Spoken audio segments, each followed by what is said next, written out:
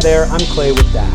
I'm here with a couple of our most popular air fryers to show you how to assemble, clean, and maintain the non-stick coating on your air fryer. When your air fryer arrives, make sure to take off all the stickers and tape from the outside.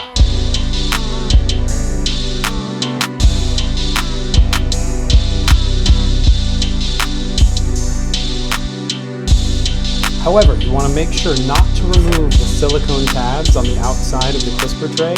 They're supposed to be there. They protect the crisper drawer from getting scratched.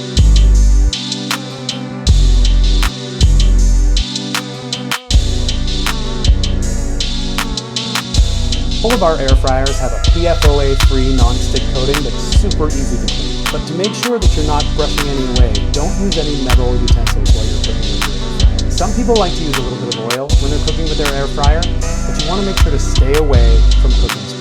They have propellants and soy lecithin in them, which creates a gunky layer between the food and the non-stick.